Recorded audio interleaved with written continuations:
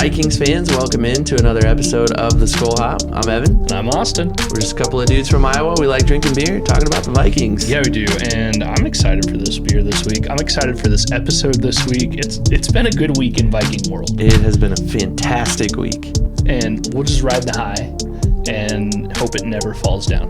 Let's hope. All right. Evan, you know we have a tradition.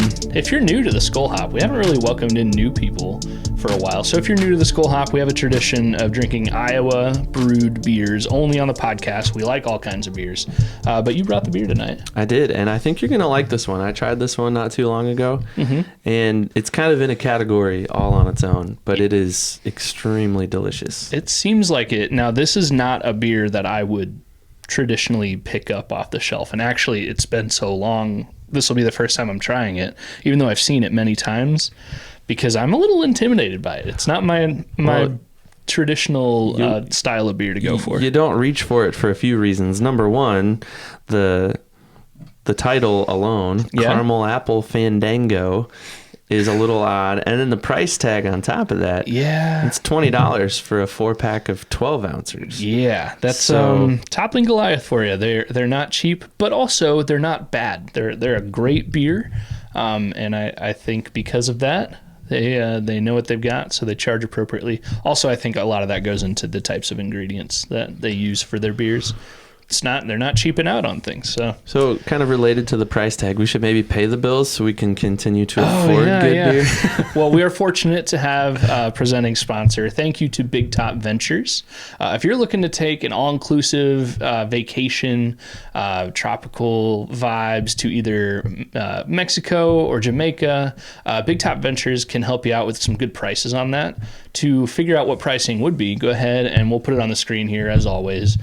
Send them an email to bigtopventuresllc@gmail.com. Again, that's bigtopventuresllc@gmail.com. Let them know you're interested. Maybe even if you don't know exactly what you want, they can help you out, and they'll definitely get you some good pricing and go from there.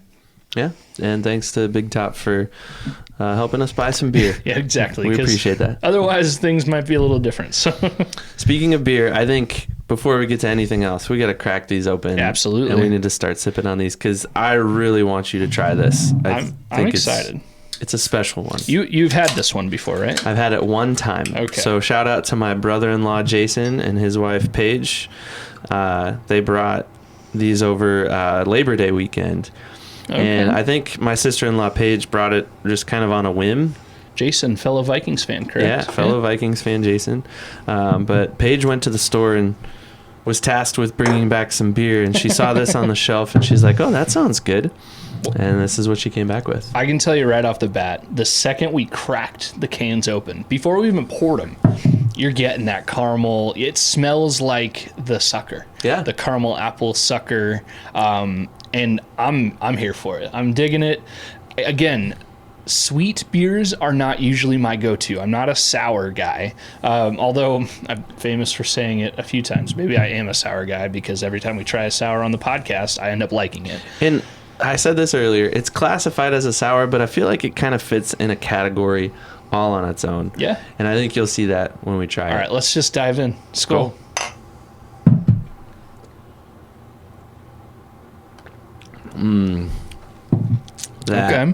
That's a good beer. It's got some tart to it. It's very sweet. It's the exact flavor of the caramel apple sucker. Yes. There is no better way to describe it. It is liquid caramel apple sucker with alcohol. Yeah. Honestly, if I had no idea, if you just handed me like a black glass with this so I couldn't even see what it looked like and just said, hey, here's a liquid, it's good, try it. Didn't tell me it was a beer or alcohol at all, I would taste it and be like, that's a caramel apple soda or something. I'm not getting any beer flavoring, which I was kind of concerned about. You know, you get sweet mixed with like a stereotypical beer flavor. That might not always mix, but oh my goodness, this is candy. This is delicious. So good. Yeah. And the best part about it is, you ready for this? It doesn't get stuck in your teeth. I may or may not have broken a tooth like 12 years ago. That is still Still got a hole in it from those caramel apple suckers, and I'm not concerned about that with this beer. It's got to be a sour. What does it classify itself as?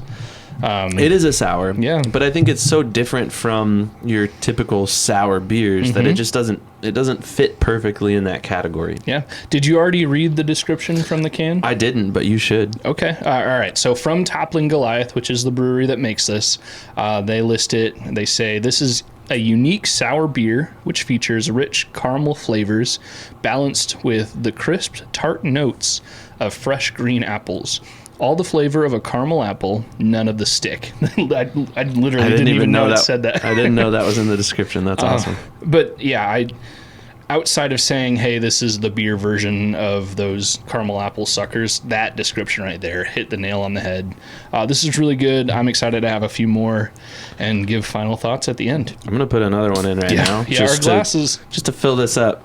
Yeah, these glasses are not made for just 12 ounces, so I will do the same. You can kind of do a good old Austin pour here. You don't have to really get that crazy with the tilt. You just go straight in. Also, sours aren't typically known for having like a super huge, foamy head. A lot of head retention. Just the nature of the beers. But yeah, I'm excited. Thank you, Evan, for bringing this. Thank you, Paige, Evan's sister-in-law, for introducing it to Evan for the first time. And thank you, Toppling Goliath. It's delicious. And thanks, Big Top, for allowing us Just thanks, everybody. to buy the beer. And thanks to the Vikings for letting us have a podcast to be here to talk about in the first place. We're just going to shower praise on everybody in this episode. It's a good week. It's a week of praise. Well, we've got some great things to talk about with the Vikings, but I think before we get into that, we need to remind everybody really quick that 1 week from yesterday, 6 days from today, we're going to be in Cedar Rapids, Iowa, and we are going to be participating in the first ever Iowa Podcast Awards. I'm super excited. And we've said it 1,000 times. We're up for 3 awards. One of those awards is actually giving people an opportunity to vote for the podcasts that are up for it. So if you would be so kind, we'll put the link down on the screen and down in the description. If you'd go to iowapodcastawards.com/vote, and click on our podcast and hit submit, that would give us a vote for the People's Choice Awards at the Iowa Podcast Awards. We'd be honored if you vote. We're honored no matter what to be nominated. I'm super excited. We're up for a couple other awards, though, too. Yeah, we're in the running for the Emerging Podcast Award as well as the Best Sports Podcast Award. So we would be thrilled, honored, humbled to win anything, but we're also just kind of excited to be a part of it, and walking away with nothing will still feel pretty good because I think we'll just have the opportunity to rub some shoulders with other podcast creators and get our name out there, get our brand out there a little bit more to people in Iowa. Absolutely. And no matter what, we're not going to be walking away with nothing, because we're walking away with the opportunity to have a live episode. We're still going to put it out on our regular stream, so you'll be able to listen to it even if you're not physically at the podcast awards. But during that day, immediately after the Vikings 49ers game, week 2 NFL week 2, we will be recording a live episode of the Skol Hop next week. The next time you hear our voices will be from the Iowa Podcast Awards, and that might be the most exciting thing for me. Yeah, I'm pumped for that. It's going to be awesome. It's going to be a little intimidating, I think, but also at the same time, I can't wait. It's going to be awesome. It's going to be great. We need to coordinate like outfits. I don't know if we go like Dumb and Dumber with the suits and or anything, but I don't have an orange suit, so we got plenty of time, man. All right. We'll have to go to Goodwill, see what we can find. Speaking of shopping, we need to go shopping for this Purple Punishments. We kind of got ourselves off the hook. Well, the Vikings got us off the hook by winning in the best way possible. So if you haven't been with us for the last couple of weeks, we're rolling out a new segment now that the NFL season has officially kicked off. Before the season, Austin and I picked every single Vikings game, all 17 of them. We're going to keep track week after week if we individually got them correct or if we got them wrong. If we get them wrong, we've generated a spinning wheel called the Wheel of Purple Punishments. Yeah. And we will have to spin the wheel if we get it wrong. Fortunately for us, we both picked a Vikings win this week, and the Vikings followed through on that, and they got the dub for us. So we are safe this week. We do not have to spin the wheel. However, we are going to spin the wheel now. Yeah. So that we can make sure we're prepared to follow through on whatever the punishment might be if we incorrectly guess the next game. Let's really quick recap what we've picked, okay? So next week, the Vikings play the 49ers. They host the 49ers. It's the home opener. We both picked the Vikings to lose that game.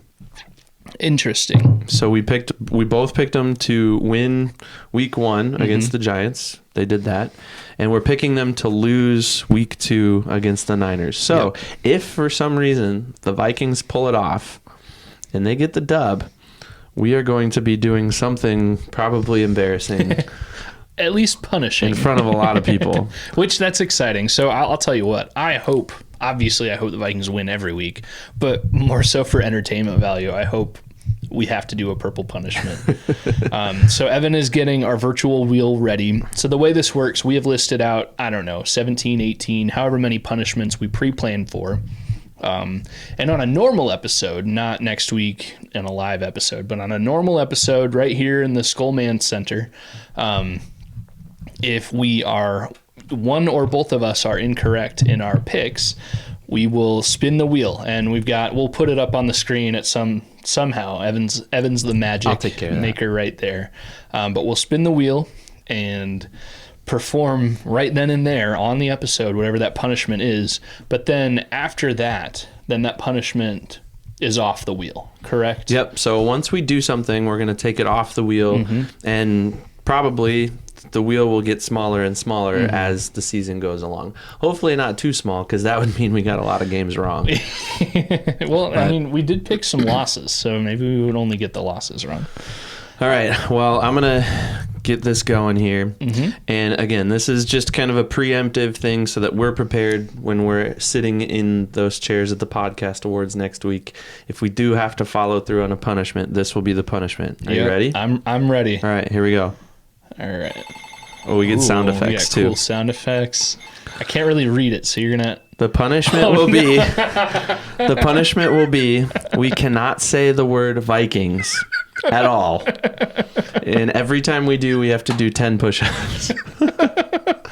Which, that's going to be hard. That would have been hard to do in front of nobody. But that's going to be really hard to do in front of a bunch of people where we're really trying to get our podcast out and we're really excited about the things that we're doing. Yeah. I'm just glad we don't have to eat a habanero or anything, because that would I wouldn't be able to talk for the rest of the episode. I'd just be like, okay, guys. Well, I'm not going to lie to you, Evan. Given the choice between having to do 10 push-ups however many times, because I'm going to slip up, or eat a habanero, I absolutely would have eaten a habanero in front of people. We can do knee push-ups, right? If we get tired. Well, that's the other thing. Here we could kind of see our set, and we could kind of figure it out to where we know, okay, you're in frame when you're doing these push-ups, Austin. But I don't really know what it's going to look like, so we'll figure it out. Yeah, we'll make it happen. But that's the punishment. Yeah. So if the Vikings end up pulling it off against the 49ers, we will not be able to say the word Vikings throughout the whole episode. Good news is it'll be a shorter episode because we only have a 45-minute window there. But if we say it, we have to do 10 push-ups. So we probably better practice this week and just start calling them the purple team. I need to get my form down because I'm not going to be able to not say the Vikings. So another thing to note here is typically when we spin the wheel, like I just said, and we hit on something, then that punishment is not available the rest of the season. But I guess on-air production meeting, in my head, if we don't have to do the punishment, if the Vikings stays on the wheel. Yeah, if the Vikings end up losing, then that Vikings 10 push-ups every time stays on the wheel because we hadn't completed it yet. So I agree. There you go. Decision made. Now we can finally talk about how awesome week 1 was. Oh my gosh. Can we just live in the excitement? One, football's back. Football is back. We baby. literally we're recording during the Jets 49ers game. I think it's halftime right now. Yep.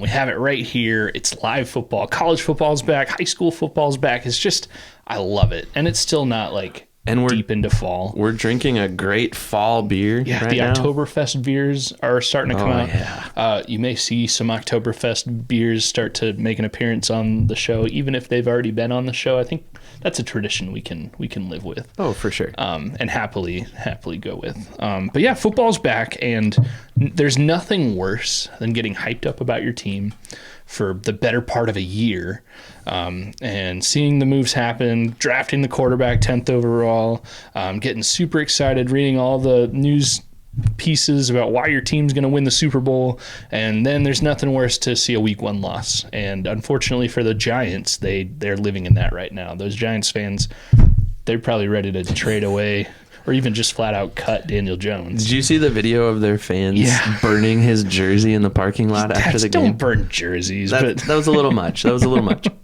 Albeit it was kind of funny, but that was a little much. Oh, yeah. Yeah. So, anyways, a couple of interesting stats about this game, and I'm just stealing some of the notes that you've already written down. Yeah, so they're there for all of us. I'm sorry for piggybacking off of you, but this was the first win by 17 plus points for the purple team since December of 2019. I have a child who is in school and has not been alive for a Vikings win by 17 or more points. That is insane. Here's another interesting little tidbit for you that's not on your notes. You probably already knew this, but Sam Darnold was the highest rated quarterback in PFF this week, higher than Patrick Mahomes. He was, by that ranking, the best quarterback in the league. That's before this Monday night game happened. Yeah, of course, yeah. But still, and I don't think, I mean, we've watched tidbits of it as we've been recording here. Aaron Rodgers nor Brock Purdy really look outstanding. Yeah, tonight. we don't have Superman yet in this Monday Night Football game, but yeah, that's crazy. I did see it's one of those like visual bar graphs that plots out players based on the stat.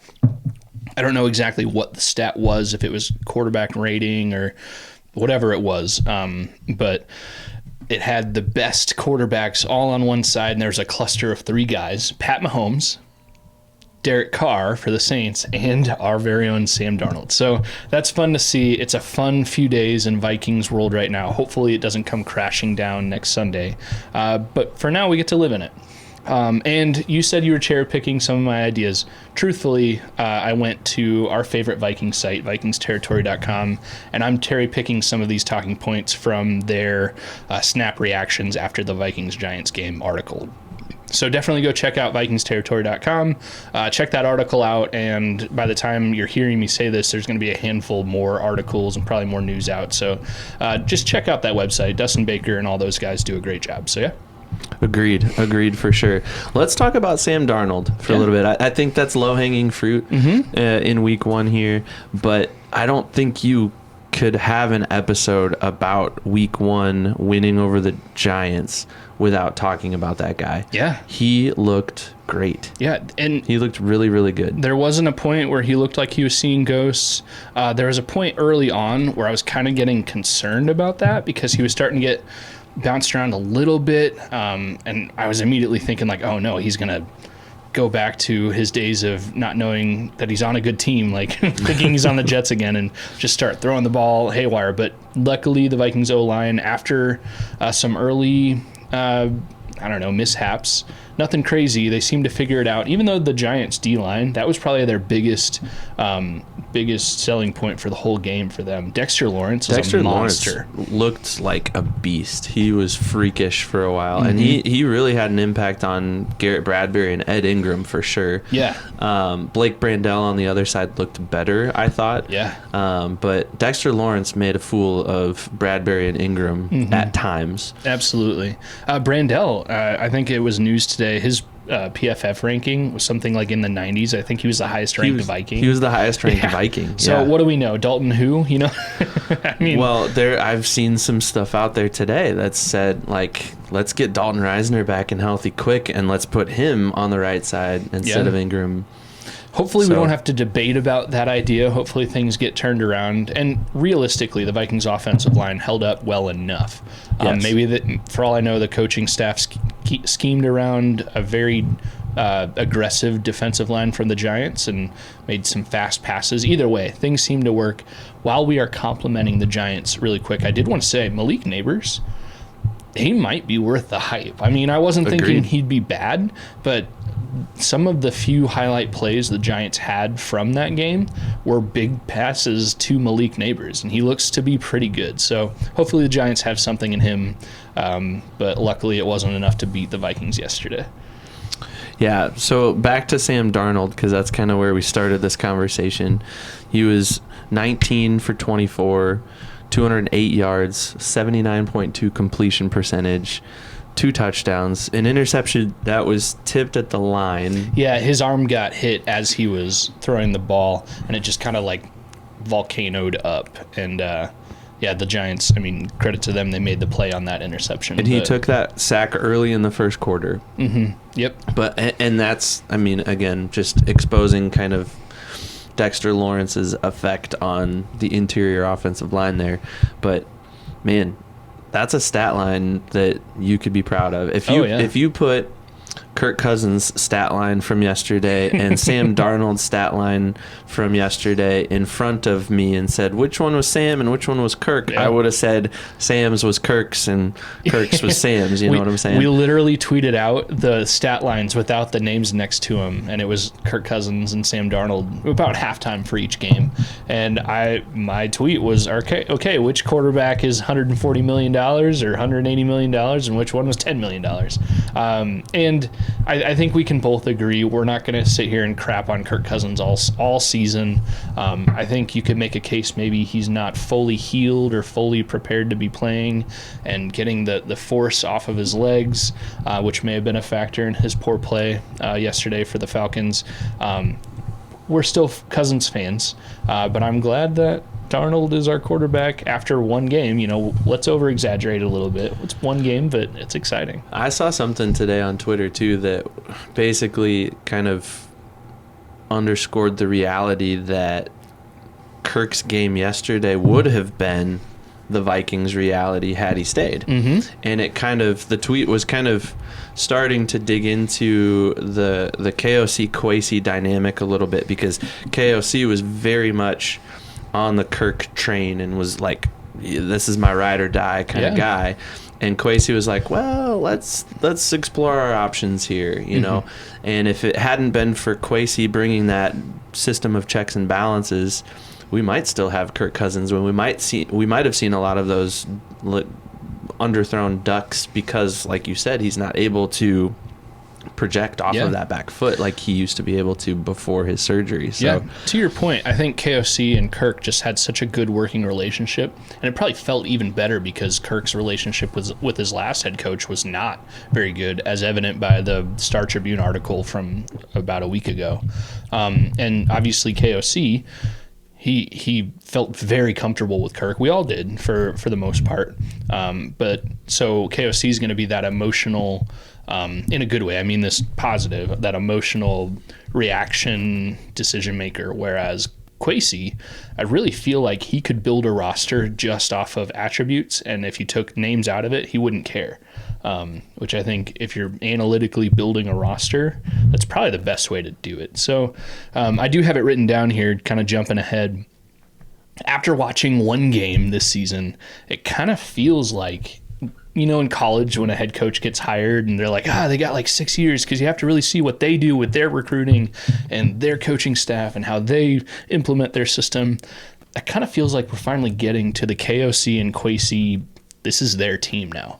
Most of the past regime is gone, save for Harrison Smith and a few other guys. This team is fully Kwesi and KOC, and to that point too, Brian Flores. And it kind of feels like this is finally like exactly what we're getting, and I'm here for it.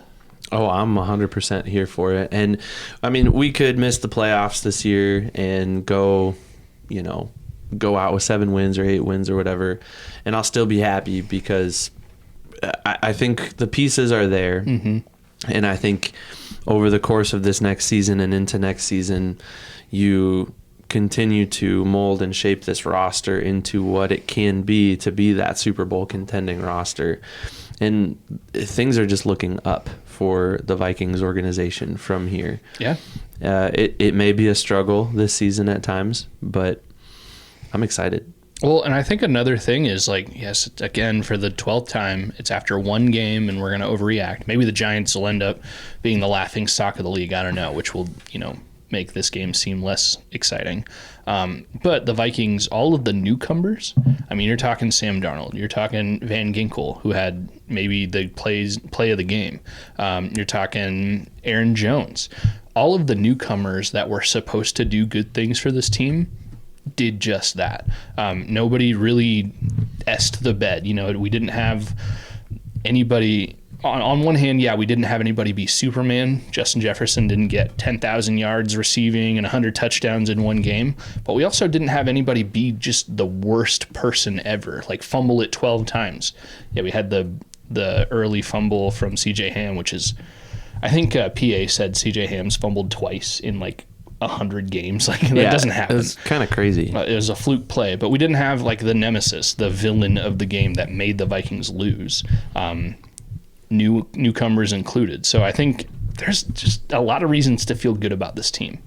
You got some of those newcomers. If you go to at Vikes Insider on Twitter, they listed out each of the Vikings PFF grades. Oh, nice. From top to bottom. Blake Brandel, we already mentioned, was at the top of the list with a 91.2 ranking. Mm-hmm. But then Aaron Jones, number 2, 90.9, newcomer this season. Andrew Van Ginkel, 90.6, number 3 on the team. Sam Darnold, 88.1. You go a little farther down the list. Jihad Ward, 79.9. Stephon Gilmore, 75.8. Blake Cashman, 74. Like, as you said, these new guys came in and they played really well. Yeah. They played up to, if not maybe even slightly better than the expectation.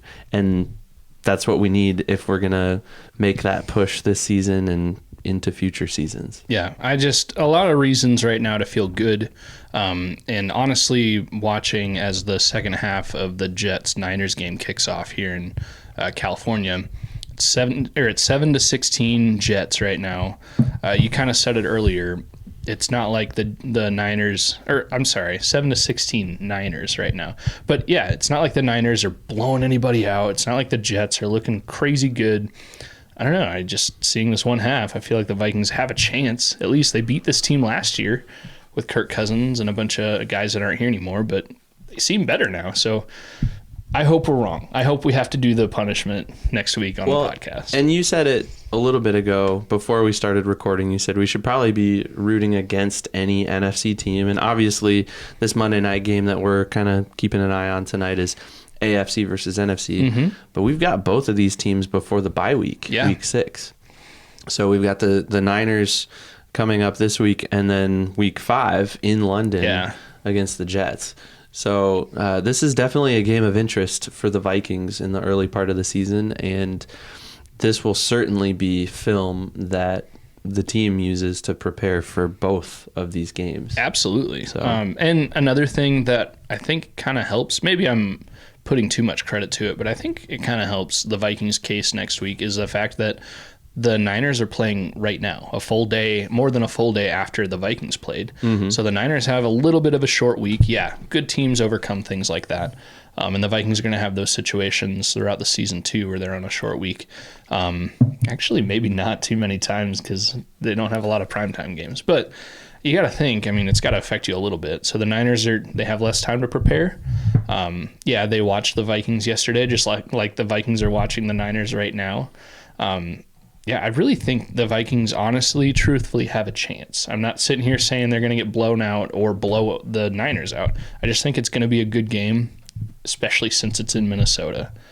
I don't know. What are your thoughts? Do you think the Vikings have a chance?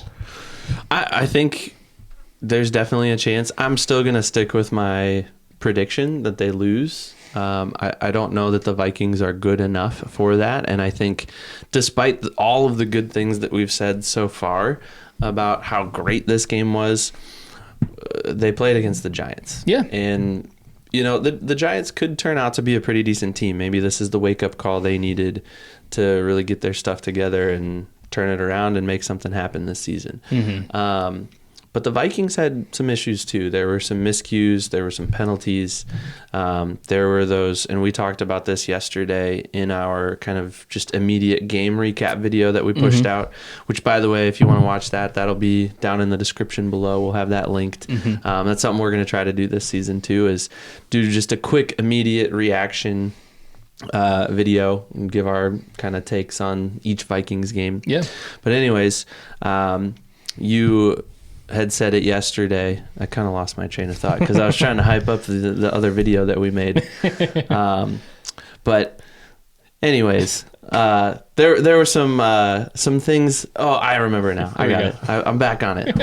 Got to reel that back in. We'll edit this out. It was the penalties. It was the delay of game. It was the timeouts that were taken instead of the delay of game penalties. There were a few moments, I think it was in the third quarter, where KOC and Sam Darnold just weren't quite on the same page. And Darnold, I think, was probably getting the play late, and then he ran out of time, and then KOC came in and bailed him out with a timeout before they had to eat the 5 yards and take the penalty. And that happened twice, and it happened like very close together within the span of just a few minutes. Just a few plays. Definitely seemed to be an issue, something. And I said it in the video. Please go check that out too. I said it kind of, to me, seems like that's one thing that could be remedied with more in-game experience between Darnold and KOC. Once they become kind of one mind, they'll figure out the communication things, how they talk to each other. Darnold may eventually get to the point where he's like, okay, KOC is going to call this play. And just, he's going to be like, yeah, I already knew you were going to say that. It's something like that. But I feel like those taking up all of the play clock is just going to be diminished the more that KOC and Darnold play football together. And you mentioned that too. You said yesterday that it seemed like they were using most of the play clock to get the play, get to the line, make their reads, and then snap the ball. So I agree with you. I think that will come with time. And I think Kevin O'Connell is just such a likable guy and such an easy to work with guy that I think it'll be easy for Sam Darnold. I think it already has been easy, and it will continue to be easy for those two to work together and continue to iron those things out. And one thing that maybe I'll say is like a sneaky little comment every week is, as we say, KOC and Darnold are going to go through the season and have their coach-quarterback relationship mature and go through together. Right in that room should be J.J. McCarthy for every conversation. It should be a family of quarterbacks and coach, and that's only going to help J.J.'s forced redshirt year, injury year, and hopefully make his development all that much better. If you watched Michigan football this weekend, you can see, yes, Michigan, the University of Michigan, they lost pretty bad against Texas. Sorry, Forrest. I love you, Forrest. But, and Michigan lost more than just a quarterback. They lost their coach. They had 13 drafted players. They lost a lot of people, maybe even 14. But J.J. McCarthy was a big reason for Michigan to be successful. Obviously, he was the 10th overall pick. So in these conversations throughout this forced redshirt year, as Darnold and KOC meld into one mind, just throw J.J. McCarthy into that too, because it sounds like J.J.'s already in the meeting rooms and kind of back to being around the team a little bit. Yeah, that's definitely what it sounds like.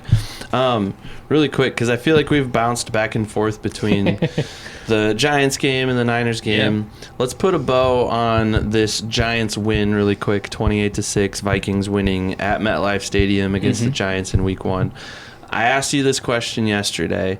Now that we've had kind of a day to marinate on it, your answer can stay the same. It could change. It's totally up to you. Who are you giving a game ball to after yesterday's win? Well, I thought it was funny because the Vikings did what they always do after a win. They do the video of KOC kind of rah-rah, giving the game balls to the players in the locker room. I think the first game ball he gave was to Sam Darnold.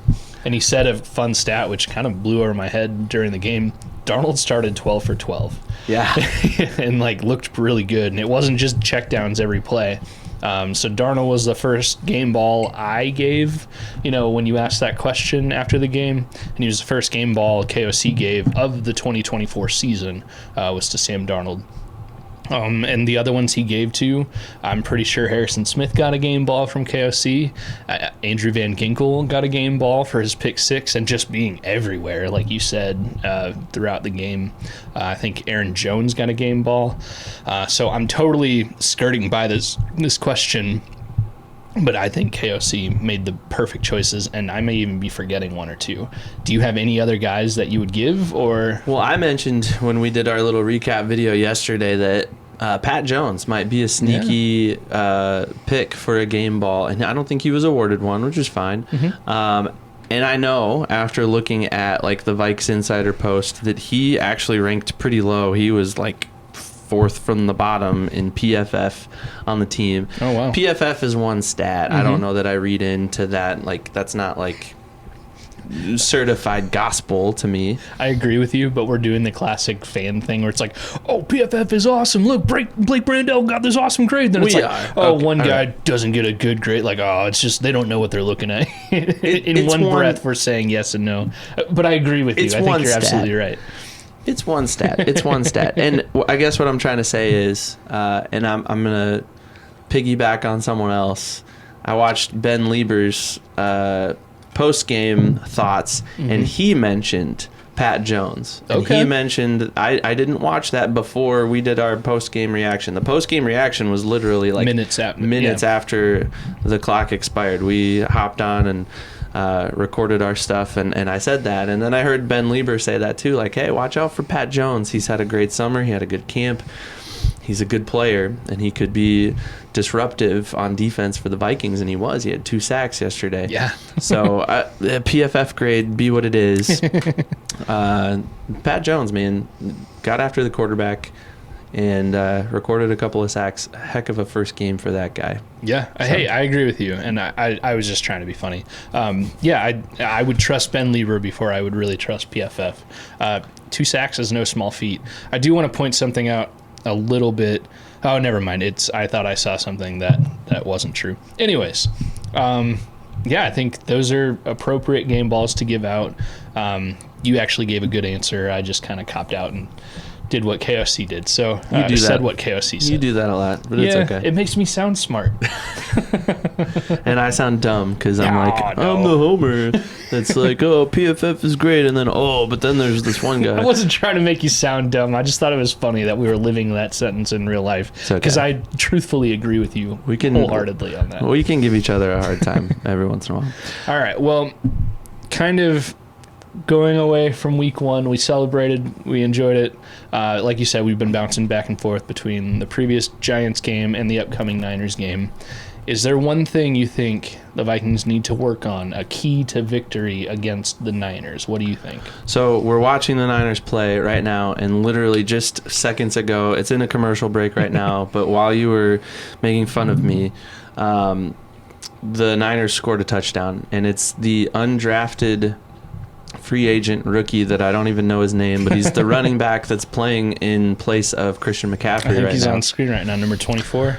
Number 24, and don't ask me his name off the top of my head because I don't know. But he just scored a touchdown. The Niners are up now 23-7 over the Jets. They're looking pretty good with 7:45 left in the third. I think, to answer your question, the Vikings did a pretty decent job of stopping the run against the Giants. And I think that interior defensive line, Harrison Phillips and Jerry Tillery, I thought they did a nice job. I think that has to continue to be the focal point. I think the other pieces are there with your edge rushers and your linebacking core. I think you got a lot of talent there. I think those 2 guys in the middle have to be ready to plug some holes and go after some slippery running backs, whether it's this rookie 24 for San Francisco, Christian McCaffrey. whoever they put out there. Deebo Samuel sometimes takes things out of the backfield. You got to be ready for anything against that Kyle Shanahan offense. Yeah, they're a sneaky and really good offensive team, and it's not just because of one guy, like you said. One thing, and you may have just said this, I kind of spaced out there for half a second, but there's a chance. I mean, right now, McCaffrey's not playing. And Adam Schefter said earlier this evening on the 9th that there's a real chance he doesn't play against the Vikings, which if you remember last year, the Vikings won, but McCaffrey, I believe, had 2 touchdowns. Like a rushing and a receiving. He was the main reason the Niners were still in the game. Wasn't there someone else that was injured in that game, though? I can't remember. I think they were missing Trent Williams. That was it. Yeah, that's it, which is a huge piece, literally and figuratively. Yep. To their offense, he's massive and he's very good at what he does. The Vikings beat the Niners team last year without those 2 guys. And potentially next week won't face McCaffrey. You got to think even if he does play after missing a game 1 week, he won't be 100%. But like you just said, their other fill-in running back, number 24, he's doing pretty well too. So, and the Jets have a pretty good defense. Truth be told, I think that's maybe the stronger facet of their team right now. I think the narrative that I'm getting about the Jets is that Aaron Rodgers is really struggling to adapt to as he throws a pick right there. Pick right there. It was a deflected pick. That's crazy. But as you were saying that's crazy that happened.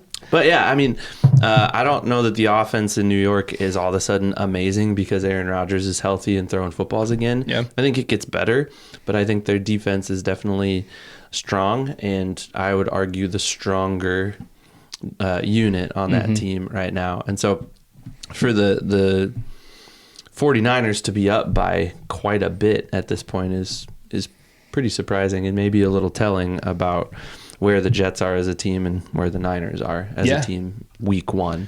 Absolutely. So, and as we say this, it looks like that interception might have been called back on a defensive penalty here. Maybe, although I don't know what I'm talking about because Aaron Rodgers just put a baseball cap on. So I don't know.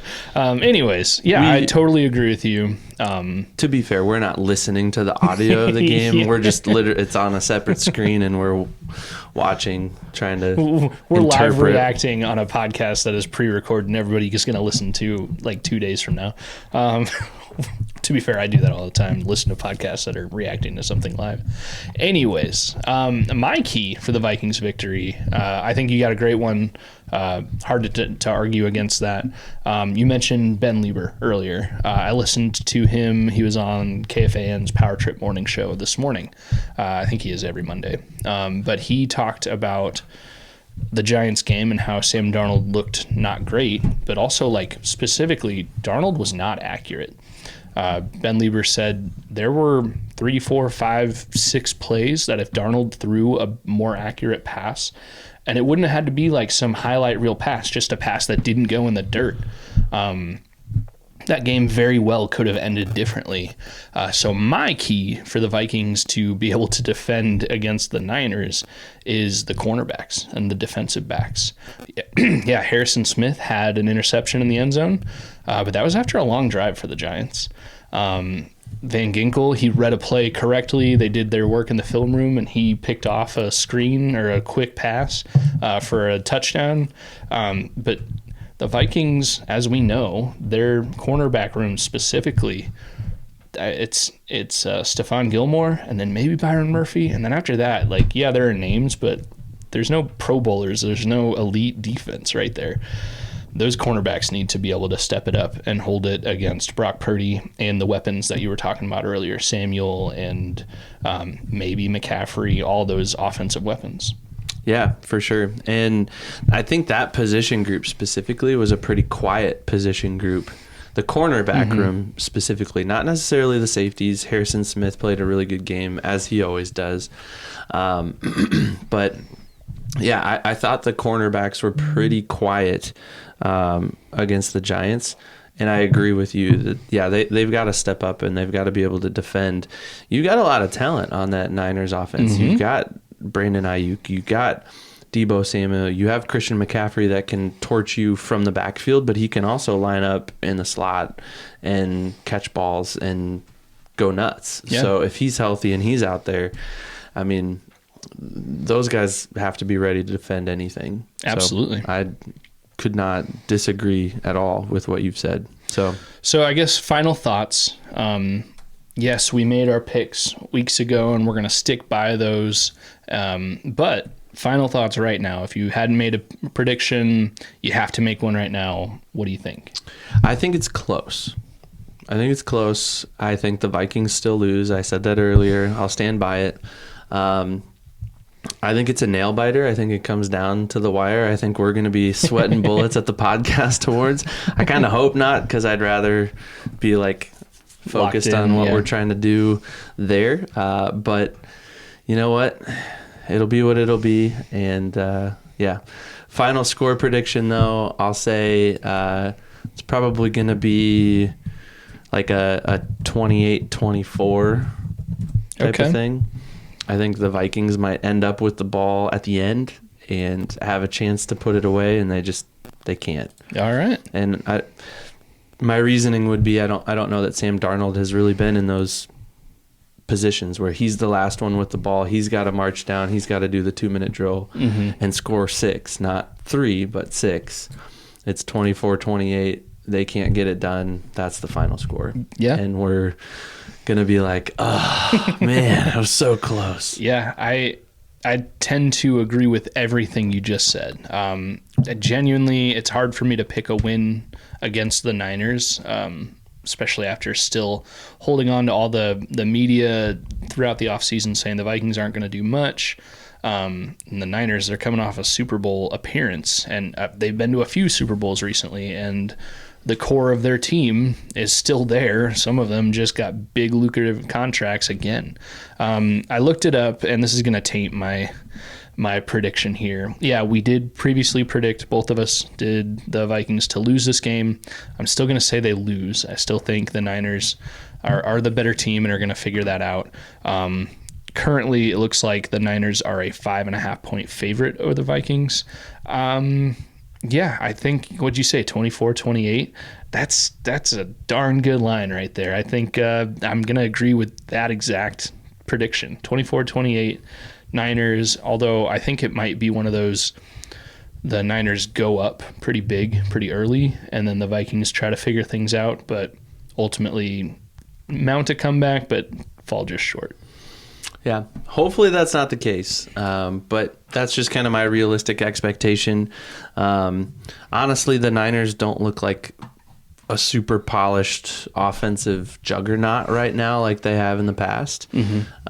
Just the little bits and pieces that we've kind of seen from them tonight. But they're still a formidable opponent. If Christian McCaffrey's back next week, I think that nearly solidifies it. I think it will be the Niners that claim the victory, even though it will be at US Bank Stadium. Yeah. Vikings fans will be out in full force. It's week 1.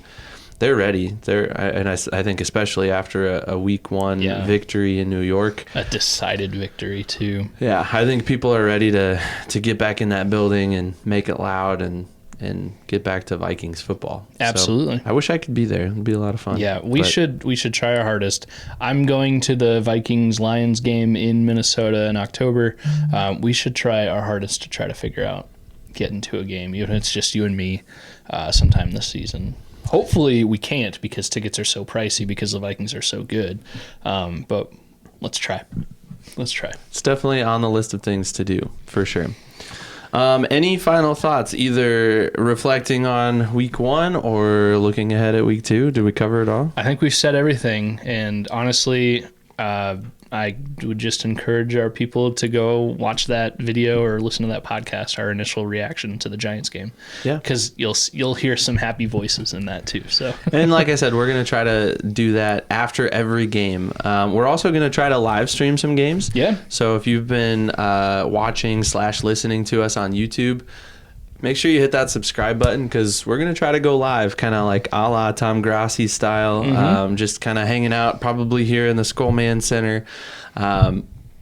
we'll have the game up on the big screen behind us here, and we'll just hit record and we'll see what happens. Yeah, and I'll say Skol 6 times in a row after an Ivan Pace interception. I think JK still says his ears are hurting from me yelling Skol so many times. Well, we've got a few of those games on the schedule, and we're excited to do that too. But yeah, we're excited for some football to be back and some more content to make, and it's a good season right now. Like, feeling good. The fall is here. I'm ready for it. I'm ready for these fall beers. I'm ready for more football. You said high school football. I think I'm going to try to get to my first high school football game this weekend. Nice. I'm also going to my first college football game of the season this weekend. So it's gonna be a good week. Yeah, maybe we'll have to figure out. Maybe I can go to that high school game too. Yeah. I know somebody who can get you in. We'll talk. All right, man. You mentioned YouTube. Where else can people find us? You do a phenomenal job of tweeting on Twitter. Sure. I refuse to call it X. Sorry, Elon Musk. It will just always be Twitter to me. But you're just a really great voice on Twitter. You've done a great job. You're too kind. I would encourage people to follow us there. I'm not the one that posts anything there, so that's all you. We're pushing 300 followers, so we're still young. We're still getting there, and I've been doing a really good job of trying to sift through our followers and booting out those obvious bots that aren't real people. So I have a pretty good feeling most of our followers are actual real people and actually see our stuff. So we'd love to get to 300 followers on Twitter. That'd be really cool. Maybe even by the game next week. We're also on TikTok, and we've generated a little bit of a following over there with your injury videos. Yeah. Which has been kind of fun. Yeah. So I guess it's possible if you found us, maybe you found us through a clip of ours on TikTok. We kind of post out the segments over there. But also, if you're like me and you're one of the sick people that hears about somebody having a gruesome knee injury and you immediately go to the internet like, oh, John Smith knee injury, and I mean, occasionally I find those and I post them up and give some quick commentary on those. So those are our most popular videos. But yeah, TikTok, Instagram, Facebook. Yep. We're on both of those as well. We have a website that we try to keep up to date. theskolhop.com. Yeah. So really just Google us, The Skol Hop, SKOL, and you'll find us. We're everywhere. And we've got everything linked down below too. So if you scroll all the way down to the description, you'll find our link tree that has everything linked, as well as individual links to all of our different platforms. Go check us out. Give us a follow. Give us a like. Give us a subscribe. We would love it. And another final reminder really quick, because time is running out. If you haven't voted in the People's Choice Award for the Iowa Podcast Awards, just one final reminder. And again, I'll flash that up here on the screen for you. iowapodcastawards.com/vote. You got to scroll down to the bottom of the list because we start with a T, so alphabetically we're near the bottom. But we hope we're at the top of your hearts. We hope that you'll give us a vote. And again, we're walking into this with managed expectations, but we're just excited to be a part of it. We're excited to rub shoulders with some other content creators across the state of Iowa and get to showcase what we do. And so next week when you watch our episode, we won't be here. We won't be in these seats. We don't really know what to expect. It'll be different for sure. We'll figure it out. But we're excited. We're excited to learn from some people that do probably some more podcasting than we do. And yeah, I think excited is just kind of the overarching sentiment for the podcast awards next week. So absolutely, definitely be on the lookout for that. So you just poured another beer, which means you must think it's pretty good. It's really good. Yeah, definitely not my wheelhouse of beers, but darn it, it might be my favorite sour of all time, and I've had a couple that I've liked. Yeah, this is, again, if you want to know what it tastes like, just imagine a liquid version of the caramel apple sucker, and you hit the nail on the head. Toppling Goliath, I shouldn't be surprised. I'm not surprised. All of their stuff is really good. I love it, and I'm very excited to have most of a full glass left. What about you, Ev? Yeah, I knew that I liked it coming into this because of my brother-in-law and sister-in-law who brought it over for Labor Day. So, again, shout out to them for turning me onto this. So, fun fact, when I went to pick this one up, I actually didn't go to our favorite Hy-Vee. I went to the other Hy-Vee. Oh, man. But they still had this. At that Hy-Vee, they also had lemon pie meringue Fandango from Toppling Goliath. And after trying this, now I want to try that one. Otherwise, I would have touched it. But lemon is my deal. I love lemon flavored things. Oh, I didn't know that about you. Oh, yeah. So that might have to make an appearance too. Maybe. We might need Big Top to step in. Just kidding, Big Top. Thank you, Big Top. But I think this Fandango is a series of beers that they've put out, and I think it's their sour series, but I think it's kind of their like hyped up, like really big, flavorful, in your face, off the wall sours. And I'm on board. I guess this is the gateway drug to the to the Fandango series for me. Toppling Goliath, thank you so much for making this. We're still looking for an official beer sponsor of the Skol Hop. Maybe you want to be that one. I don't know. Not a sponsor yet, but either way, we'll still enjoy your stuff. We always have. The Pseudo Sue still might be my favorite beer of all time.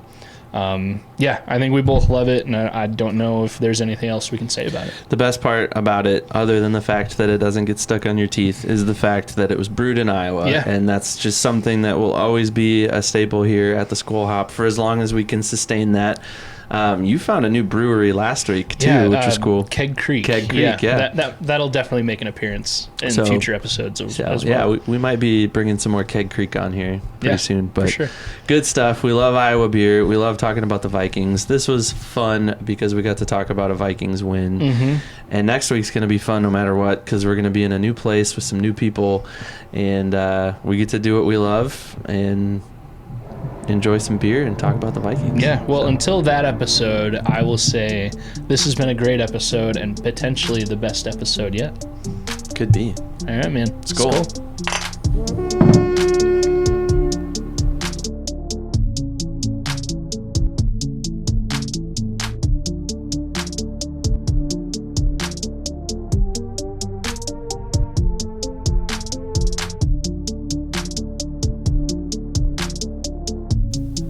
Hey Vikings fans, Evan here from the Skol Hop, and we just wanted to say thank you again so much for listening to the Skol Hop, and we also wanted to take one more opportunity to let you know that this episode of the Skol Hop has been brought to you by Big Top Ventures. If you're considering taking an all-inclusive trip to either Mexico or Jamaica, reach out to our friends at Big Top Ventures at bigtopventuresllc@gmail.com. Once again, that's bigtopventuresllc@gmail.com. You can get the lowest rate possible on several all-inclusive resorts throughout the region. Big Top Ventures. Step right up to your next big adventure. And thanks again for listening to the Skol Hop. Skol.